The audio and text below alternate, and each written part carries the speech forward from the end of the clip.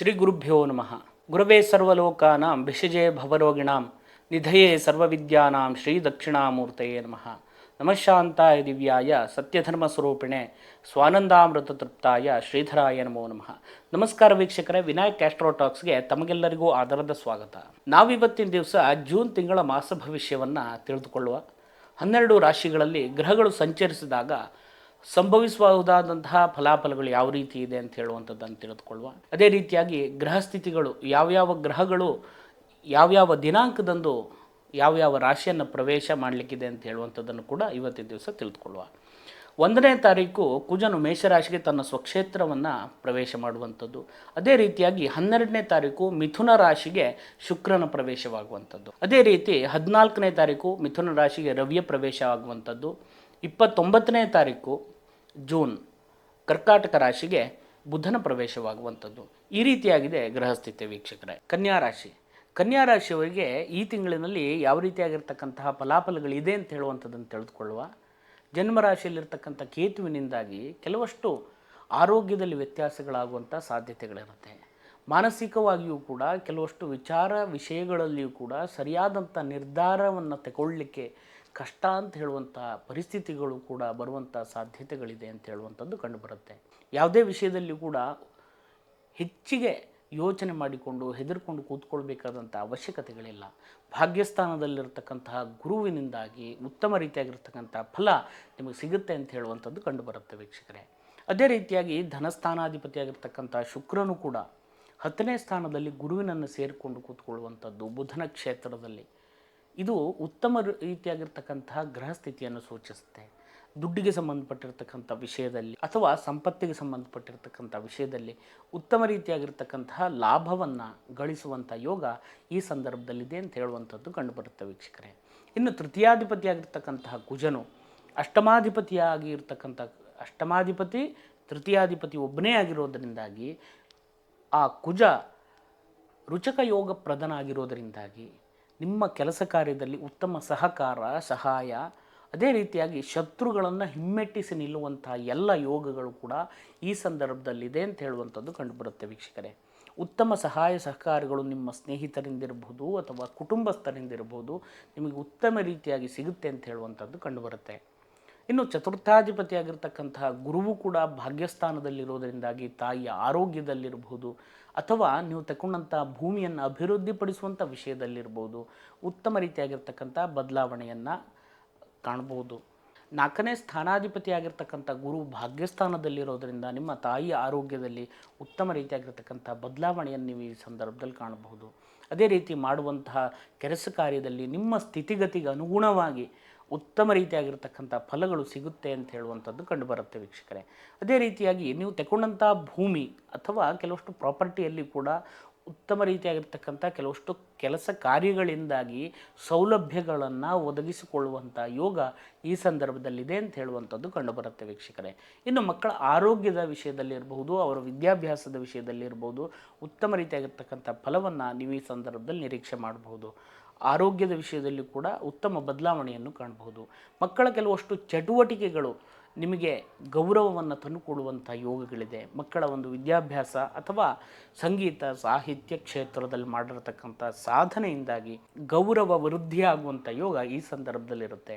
ಅದೇ ರೀತಿಯಾಗಿ ಹೊಸ ರೀತಿಯಾಗಿರ್ತಕ್ಕಂಥ ಆಲೋಚನೆಗಳ ಮುಖಾಂತರವಾಗಿ ನಿಮ್ಮ ಕೆಲಸ ಕಾರ್ಯದಲ್ಲಿ ಇನ್ನೂ ಹೆಚ್ಚಿನದಾಗಿರ್ತಕ್ಕಂತಹ ಒಂದು ಅವಕಾಶವನ್ನು ಪಡೆದುಕೊಳ್ಳುವಂಥದ್ದು, ಕೀರ್ತಿಯನ್ನು ವೃದ್ಧಿ ಮಾಡಿಕೊಳ್ಳುವಂಥ ಯೋಗಗಳಿದೆ ಅಂತ ಹೇಳುವಂಥದ್ದು ಕಂಡುಬರುತ್ತೆ ವೀಕ್ಷಕರೇ.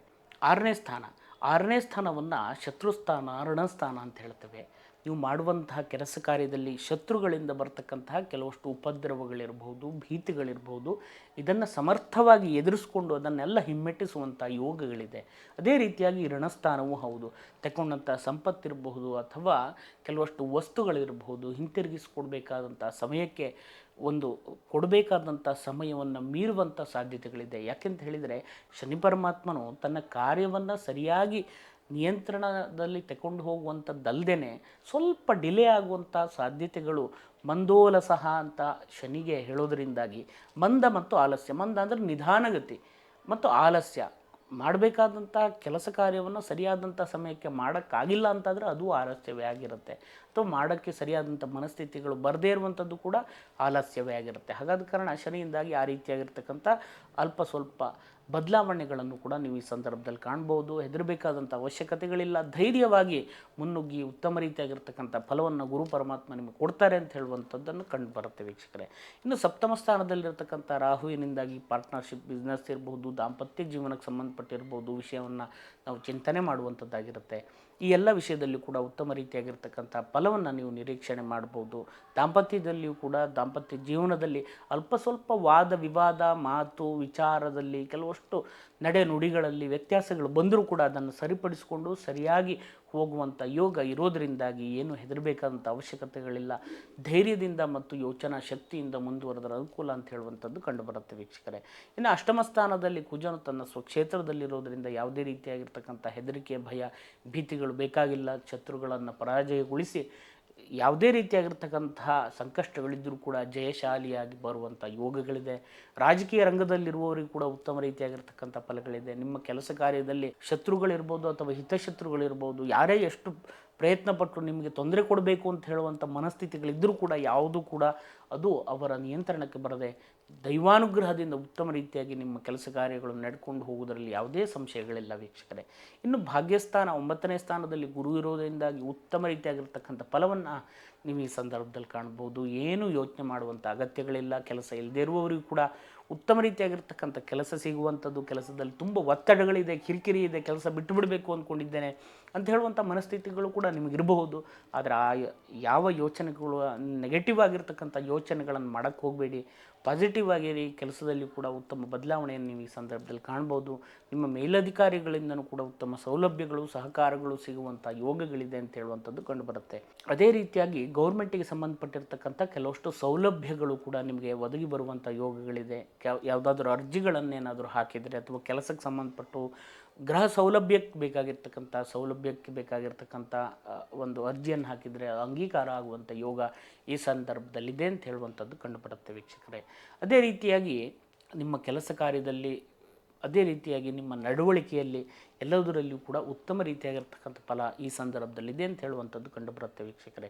ಇನ್ನು ಖರ್ಚು ವೆಚ್ಚದ ವಿಷಯದಲ್ಲಿಯೂ ಕೂಡ ಸ್ವಲ್ಪ ಜಾಗ್ರತೆಯಿಂದ ಮುಂದುವರಿಯಿರಿ. ಮೋಸ, ಅದೇ ರೀತಿಯಾಗಿ ಕೆಲವಷ್ಟು ಆಡಂಬರದ ಮಾತುಗಳಿಗೆ ನಿಮಗೆ ಮನಸ್ಥಿತಿಗಳು ಪರಿವರ್ತನೆಯಾಗಿ ಹಣವನ್ನು ಅಥವಾ ಸಂಪತ್ತನ್ನು ಕಳ್ಕೊಳ್ಳುವಂಥ ಸಾಧ್ಯತೆಗಳಿರುತ್ತೆ. ಅದೇ ರೀತಿಯಾಗಿ ನೀವು ಯೋಚನೆ ಮಾಡಬೇಕಾಗಿರುವಂಥ ವಿಷಯ ಏನು ಅಂತಂದರೆ, ನಿಮ್ಮ ಸಂಪತ್ತಿರಬಹುದು, ದುಡ್ಡಿರಬಹುದು, ವಸ್ತ್ರ ವೈಢೂರ್ಯಗಳು ಯಾವುದೇ ಇರಬಹುದು, ಎಲ್ಲವುದನ್ನು ಕೂಡ ಈ ವ್ಯಕ್ತಪಡಿಸುವಂಥ ರೀತಿಯಲ್ಲಿ ಏನನ್ನು ಮಾಡ್ಕೊಳ್ಳೋ ಹೋಗಬೇಡಿ. ಯಾಕೆಂತ ಹೇಳಿದರೆ ನಿಮ್ಮ ಒಂದು ಮನಸ್ಥಿತಿಯನ್ನು ಅರಿತುಕೊಂಡು ನಿಮ್ಮ ಕೆಲವಷ್ಟು ಮೋಸ ಮಾಡುವಂತಹ ಬಲೆಗಳಲ್ಲಿ ನೀವು ಬೀಳುವಂಥ ಸಾಧ್ಯತೆಗಳಿರುತ್ತೆ. ಸಡನ್ನಾಗಿ ಏನೋ ಒಂದು ಕೆಲಸಗಳಾಗ್ಬಿಡುತ್ತೆ, ಅದಾಗ್ಬಿಡುತ್ತೆ, ಇದಾಗ್ಬಿಡುತ್ತೆ ಅಂತ ಹೇಳಿ ನಿಮ್ಮ ಕೈಯಲ್ಲಿ ದುಡ್ಡು ಇಸ್ಕೊಂಡು ಅಥವಾ ಏನೋ ಒಂದು ಪ್ರಾಪರ್ಟಿಗೆ ಸಂಬಂಧಪಟ್ಟಿರ್ತಕ್ಕಂಥ ಪೇಪರ್ಗಳನ್ನು ತಗೊಂಡು ನಿಮಗೆ ಸತಾಯಿಸುವಂಥ ಸಾಧ್ಯತೆಗಳಿರುತ್ತೆ. ಅದರಿಂದ ಮೋಸ ಹೋಗುವಂಥ ಸಾಧ್ಯತೆಗಳಿರುತ್ತೆ. ಕೆಲಸ ಆಗುತ್ತೆ, ಅದಾಗುತ್ತೆ, ಇದಾಗುತ್ತೆ ಅಂತ ಹೇಳಿಕೊಂಡು ಸಡನ್ ಆಗುತ್ತೆ ಅಂತ ಹೇಳುವಂಥ ಯೋಚನೆಯಲ್ಲಿ ಸಡನ್ನಾಗಿ ನಿಮ್ಮ ಕೆಲವಷ್ಟು ನಿರ್ಧಾರಗಳನ್ನೇ ಬದಲಾಯಿಸ್ಕೊಂಡು ಹೋಗುವಂಥ ಸಾಧ್ಯತೆಗಳಿರುತ್ತೆ. ಎಲ್ಲ ವಿಷಯದಲ್ಲಿ ಸ್ವಲ್ಪ ಜಾಗ್ರತೆ ಇರಿ. ಹೆದರಿಸುವಂಥ ವಿಷಯಗಳಲ್ಲ, ಇದೊಂದು ಸ್ವಲ್ಪ ಜಾಗ್ರತೆಯಿಂದ ಹೋಗಬೇಕಾದಂಥ ವಿಷಯ. ಉತ್ತಮವಾಗಿರ್ತಕ್ಕಂಥ ಫಲ ಅದು ಬಿಟ್ಟರೆ ಎಲ್ಲ ಒಂದು ಅನುಕೂಲಗಳು ನಿಮಗೆ ಬರುತ್ತೆ ಅಂತ ಹೇಳುವಂಥದ್ದು ಕಂಡುಬರುತ್ತೆ ವೀಕ್ಷಕರೇ. ಇದಿಷ್ಟೆಲ್ಲ ಒಳ್ಳೆ ಫಲಗಳು ಈ ತಿಂಗಳಿನಲ್ಲಿ ಇದ್ದರೂ ಕೂಡ ಅಲ್ಪ ಸ್ವಲ್ಪ ದೋಷ ಫಲಗಳಿರೋದ್ರಿಂದಾಗಿ ಯಾವ ರೀತಿಯಾಗಿರ್ತಕ್ಕಂತಹ ದೇವತಾರಾಧನೆಯಿಂದ ನಾವು ಸರಿಪಡಿಸ್ಕೊಳ್ಬಹುದು ಅಂತ ಹೇಳುವಂಥ ನೋಡೋದಾದರೆ, ದುರ್ಗಾ ಪರಮೇಶ್ವರಿ ಅಥವಾ ಚಾಮುಂಡೇಶ್ವರಿ ದೇವರನ್ನು ಆರಾಧನೆಯನ್ನು ಮಾಡುವಂಥದ್ದು. ನಿಮ್ಮ ಮನೆ ಹತ್ತಿರ ಆ ದೇವಿ ದೇವಸ್ಥಾನ ಇದ್ದರೆ ಆ ದೇವಸ್ಥಾನಕ್ಕೆ ಹೋಗಿ ಕುಂಕುಮಾರ್ಚನೆ ಸೇವೆಯನ್ನು ಪ್ರತಿ ಶುಕ್ರವಾರದ ದಿವಸ ನೀವು ಮಾಡ್ಕೊಂಡು ಬಂದಲ್ಲಿಗೆ ನಿಮ್ಗೆ ಬರತಕ್ಕಂಥ ಸಕಲ ಸಂಕಷ್ಟ, ದುರಿತ, ದಾರಿದ್ರ್ಯಗಳ ನಿವಾರಣೆಯಾಗಿ ಅನುಕೂಲಗಳಾಗುತ್ತೆ ಅಂತ ಹೇಳುವಂಥದ್ದು ಕಂಡುಬರುತ್ತೆ ವೀಕ್ಷಕರೇ. ಬರೀ ಸೇವೆ ಮಾಡುವುದಷ್ಟೇ ಅಲ್ಲ, ಭಗವಂತನ ನಾಮಸ್ಮರಣೆ ಸದಾಕಾಲ ನಮ್ಮ ಉಸಿರಿನಲ್ಲಿರಬೇಕು. ಅದೇ ರೀತಿಯಾಗಿ ಭಗವಂತನ ನಾಮಸ್ಮರಣೆ ಸದಾಕಾಲ ನಮ್ಮ ಉಸಿರಿನಲ್ಲಿರಬೇಕು. ಪ್ರತಿಯೊಂದು ಸೇವೆಯನ್ನು ಮಾಡುವಾಗಲೂ ಕೂಡ ನಮ್ಮ ಮನಸ್ಸಿನಿಂದ ನಾವು ಭಗವಂತನಲ್ಲಿ ಶರಣಾಗಬೇಕು ವೀಕ್ಷಕರೇ. ಆದರೆ ಮಾತ್ರ ನೀವು ಮಾಡಿರ್ತಕ್ಕಂಥ ಸೇವೆ ಭಗವಂತನಿಗೆ ಸ್ವೀಕಾರ ಆಗುತ್ತೆ. ಇನ್ನೂ ಹೆಚ್ಚಿನದಾಗಿರ್ತಕ್ಕಂಥ ಫಲಗಳು ನಿಮಗೆ ಸಿಗಲಿ ಅಂತ ಹೇಳುವಂಥ ಪ್ರಾರ್ಥನೆಯನ್ನು ನನ್ನ ಆರಾಧ್ಯ ದೇವರಲ್ಲಿ ಕೂಡ ನಾನು ಮಾಡ್ತೇನೆ. ತಮಗೆಲ್ಲರಿಗೂ ಒಳ್ಳೆಯದಾಗಲಿ. ನಮಸ್ಕಾರ. ಶುಭಂ ಭೂಯಾತ್. ವೀಕ್ಷಕರೇ, ನಮ್ಮ ಈ ವಿಡಿಯೋ ಇಷ್ಟ ಆದಲ್ಲಿ ಲೈಕ್ ಮಾಡಿ, ಶೇರ್ ಮಾಡಿ, ಸಬ್ಸ್ಕ್ರೈಬ್ ಮಾಡಿ. ಅದೇ ರೀತಿಯಾಗಿ ಉತ್ತಮ ರೀತಿಯಾಗಿರ್ತಕ್ಕಂಥ ಬೆಂಬಲವನ್ನು ಕೊಟ್ಕೊಂಡು ಬಂದಿದ್ದೀರಿ ಇಲ್ಲಿ ತನಕ. ಅದೇ ರೀತಿಯಾಗಿರ್ತಕ್ಕಂಥ ಬೆಂಬಲವನ್ನು ನಾನು ಬಯಸ್ತೇನೆ. ಅದೇ ರೀತಿಯಾಗಿ ಅದೆಲ್ಲದಕ್ಕೂ ಕೂಡ ನಾನು ಆಭಾರಿಯಾಗಿದ್ದೇನೆ. ನಿಮಗೆ ಈ ವಿಡಿಯೋದಲ್ಲಿ ಯಾವುದಾದ್ರೂ ವಿಷಯಗಳು ಅರ್ಥ ಆಗಿಲ್ಲ ಅಥವಾ ಗೊತ್ತಾಗಿಲ್ಲ ಅಂತಾದರೆ ದಯವಿಟ್ಟು ಕಮೆಂಟ್ ಮೂಲಕ ತಿಳಿಸಿ, ಅದಕ್ಕೆ ಉತ್ತರಿಸುವಂಥ ಪ್ರಯತ್ನವನ್ನು ನಾನು ಮಾಡ್ತೇನೆ. ಅಥವಾ ಜ್ಯೋತಿಷ್ಶಾಸ್ತ್ರಕ್ಕೆ ಅಥವಾ ತಂತ್ರಶಾಸ್ತ್ರಕ್ಕೆ ಸಂಬಂಧಪಟ್ಟು ಅಥವಾ ವೇದಕ್ಕೆ ಸಂಬಂಧಪಟ್ಟಿರ್ತಕ್ಕಂಥ ಯಾವುದೇ ವಿಷಯಗಳಿದ್ದರೂ ಕೂಡ, ಅಥವಾ ಜಿಜ್ಞಾಸೆ ಇದ್ದರೂ ಕೂಡ, ಅಥವಾ ಪ್ರಶ್ನೆ ಇದ್ದರೂ ಕೂಡ ಕಮೆಂಟ್ ಮೂಲಕ ತಿಳಿಸಿ, ಅಥವಾ ಫೋನ್ ಮುಖಾಂತರವಾಗಿಯೂ ತಿಳಿಸ್ಬೋದು. ವಾಟ್ಸಪ್ನಲ್ಲಿ ತಿಳಿಸಿ, ಕೆಳಕಾಣುವಂಥ ನಂಬರ್ಗೆ ಮೆಸೇಜ್ ಮಾಡಿದರೆ ಅದಕ್ಕೆ ಪ್ರತ್ಯುತ್ತರವನ್ನು ನಾನು ಮಾಡ್ತೇನೆ. ಅದಕ್ಕೆ ಬೇಕಾದಂತಹ ವಿಡಿಯೋವನ್ನು ಕೂಡ ನಾನು ಮಾಡುವಂಥ ಪ್ರಯತ್ನವನ್ನು ನಾನು ಮಾಡ್ತೇನೆ. ನೀವು ಕೊಟ್ಟಂತಹ ಈ ಪ್ರೀತಿ ಬೆಂಬಲಕ್ಕೆ ನಾನು ಆಭಾರಿಯಾಗಿದ್ದೇನೆ. ತಮಗೆಲ್ಲರಿಗೂ ಒಳ್ಳೆಯದಾಗಲಿ. ನಮಸ್ಕಾರ. ಶುಭಂ ಭೂಯಾತ್.